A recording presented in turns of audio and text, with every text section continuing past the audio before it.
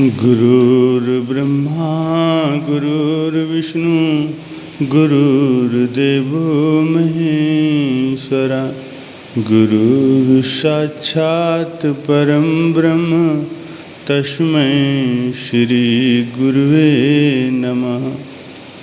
मेरे प्यारे सज्जनों, गुरु पूर्णिमा का हिंदू धर्म में खास महत्व है, जिसे आषाढ़ पूर्णिमा को बड़ी धूमधाम से मनाया जाता है। इसे व्यास पूर्णिमा के नाम से भी जाना जाता है। माना जाता है कि इस दिन महर्षि वेद व्यास का जन्म हुआ था और उन्होंने मानव जाति को 4 वेदों को दिया और अन्य पुराणों की भी रचना की। उनके योगदान को देखते हुए आषाढ़ पूर्णिमा का दिन गुरु जी को समर्पित होता है। करता करे न कर सके, गुरु करे सो होय, 7 दीप 9 खंड में गुरु से बड़ा न कोई। मैं 7 समुद्र की मस करूं, लेख निशब बन राय, शब धरती कागज करूं, गुरु गुण लिखा न जाए। आप सभी को गुरु पूर्णिमा की हार्दिक शुभकामनाएं और बहुत बहुत बधाई। प्यारे सज्जनों, संत दादू दयाल जी फरमाते हैं, जग में जीना है भला, जब लग हृदय नाम, नाम बिना जग जीवना, शो दादू किस काम। कहते हैं कि संसार के अंदर जीवन उसी का सकारत है, उसी का जीवन संसार में सफल और सराहनीय है, जिसके हृदय में परमात्मा के नाम का निवास है, जिसका चित्त परमात्मा की भक्ति में, परमात्मा के स्मरण ध्यान में जुड़ा हुआ है। जिसके हृदय में परमात्मा का नाम नहीं है, उसकी भक्ति नहीं है, संत दादू दयाल जी फरमाते हैं कि उस मनुष्य का जीवन किसी काम का नहीं है। ऐसा मनुष्य तो जीवन के श्रेष्ठ, उत्तम और दुर्लभ अवसर को नाम के बिना, भक्ति के बिना, सिमरन और भजन के बिना व्यर्थ ही नष्ट कर देता है। ऐसे मनुष्य का तो संसार में जन्म लेना ही बेकार है। महापुरुष फरमाते हैं कि भाई रे भगत हीण काहे जगाया, पूरे गुरु की सेवन कीन्ही, बिरथा जन्म गंवाया। फरमाते हैं कि हे भाई, यदि जीवन को नाम और भक्ति से विहीन ही रखना था तो फिर संसार में जन्म ही क्यों लिया। यदि इस जीवन में पूर्ण सद्गुरु की सेवा भक्ति नहीं की, सद्गुरु के उपदेश के अनुसार नाम और भक्ति की कमाई नहीं की, तो समझ लो कि तुमने अपने मनुष्य जन्म को व्यर्थ ही गंवाया। कहने का तात्पर्य यह है कि संतों महापुरुषों की दृष्टि में संसार में जन्म लेना और जीना उसी का सफल और सकारत है, जो परमात्मा की भजन भक्ति में अपने चित्त को देता है, नाम का सुमिरन करता है, चाहे वह थोड़े दिन ही जीवित क्यों न रहे। इसके विपरीत यदि मनुष्य के हृदय में नाम नहीं है, भक्ति नहीं है, तो फिर वो चाहे हजारों लाखों वर्ष भी जीवित क्यों न रहे, उसका जीवन किसी काम का नहीं। नाम और भक्ति के बिना तो जीवन है वो अकारत है। कहते हैं कि अजगर की आयु सैकड़ों हजारों वर्ष की होती है। इसी प्रकार और भी कई जीवित प्राणियों की आयु सैकड़ों हजारों वर्ष बताई जाती हैं, लेकिन क्या उनका जीवन किसी लेखे में है? नहीं। ठीक इसी प्रकार मनुष्य का जीवन भी किसी लेखे में नहीं है। यदि वो नाम और भक्ति से विहीन है, तो वो चाहे लाखों वर्ष की आयु क्यों न प्राप्त कर ले, उसका जीवन बेकार है। इसके विपरीत उस मनुष्य का जीवन भी सफल और सकारत है, जो चाहे तो थोड़े ही दिन जीवित रहे, परंतु उसका जीवन नाम और भक्ति की लगन में बीते। जैसा कि महापुरुष कहते हैं कि जीवन थोड़ा ही भला, जो सत सुमरण में जाए, लाख बरस का जीवना, लेखे गिने न जाए।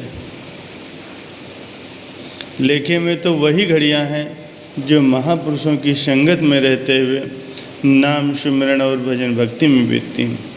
भजन भक्ति के बिना जीवन बिताना तो मानो उत्तम और श्रेष्ठ मनुष्य जन्म को व्यर्थ ही बर्बाद करना है। कबीर संगत साधकी साहिब आवे याद, लेखे में सोई घड़ी बाकी दिन बर्बाद।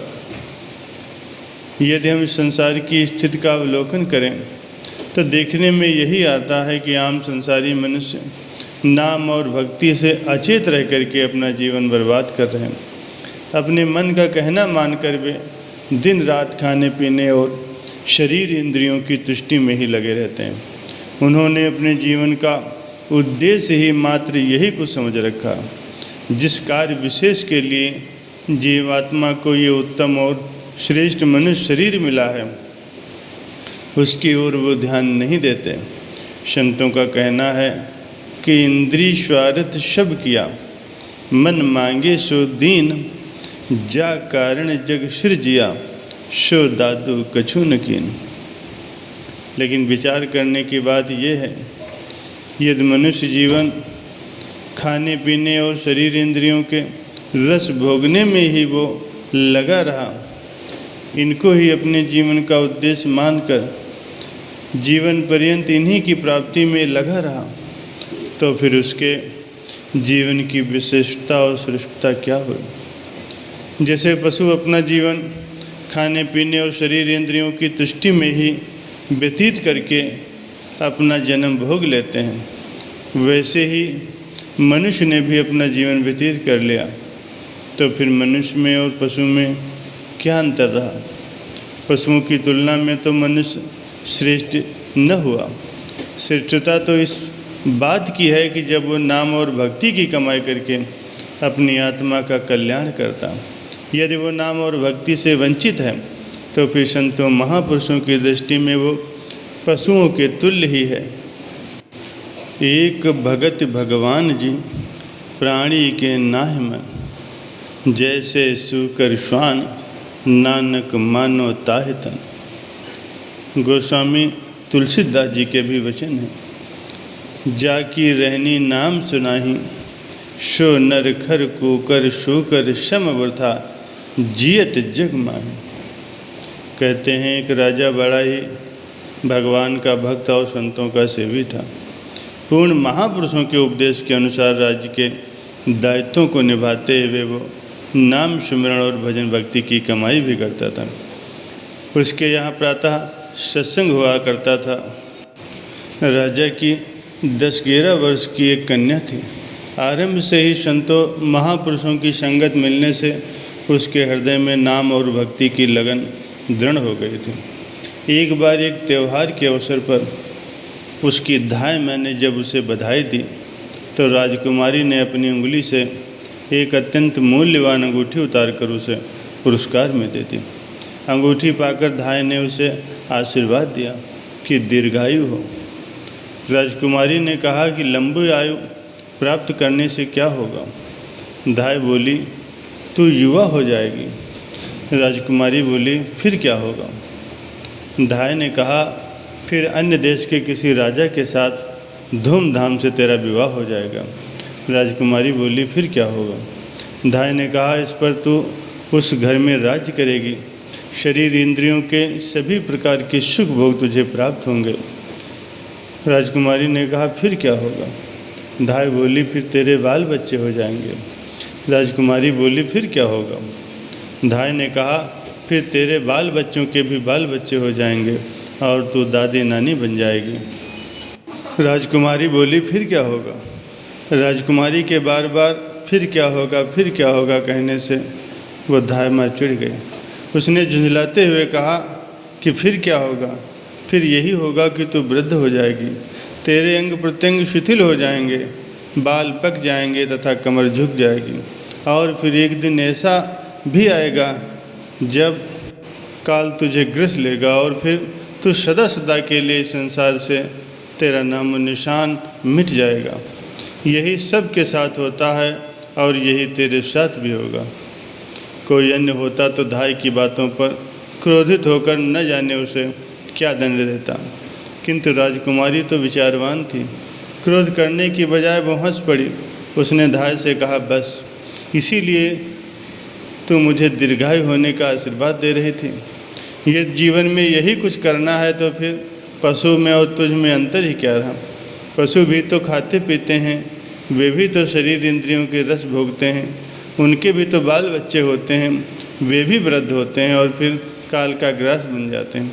यदि मैंने भी यही कुछ किया तो फिर मनुष्य जन्म से, जिसे सभी योनियों से श्रेष्ठ और उत्तम कहा गया है, मैंने क्या लाभ उठाया।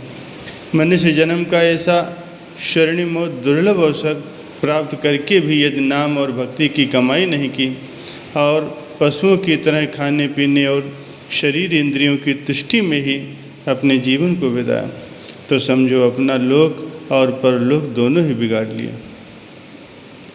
मनुष्य की ऐसी कार्यवाही पर संतों ने धिक्कार कहा। राजकुमारी ने कहा, यदि तुम मुझे आशीर्वाद ही देना चाहती हो तो वो आशीर्वाद दो कि मैं चाहे 2 दिन जीऊँ या 10 दिन जीऊँ या 100 वर्ष जीऊँ।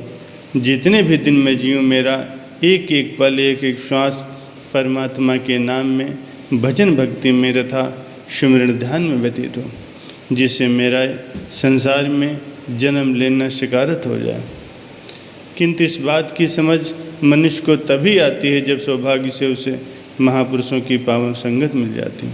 उनकी कृपा से मनुष्य को जीवन के वास्तविक उद्देश्य का पता चल जाता है और वो अपने वास्तविक काम में लग जाता है। धन्य हैं आप सभी गुरुमुख जन जो महापुरुषों की शरण ग्रहण करके दिन रात नाम और भक्ति की कमाई में लगे रहते हैं। ऐसे गुरुमुखों का जीवन ही सफल, सकारत और सराहनीय है। गुरु पूर्णिमा की एक बार फिर से आप सभी को बहुत बहुत बधाई।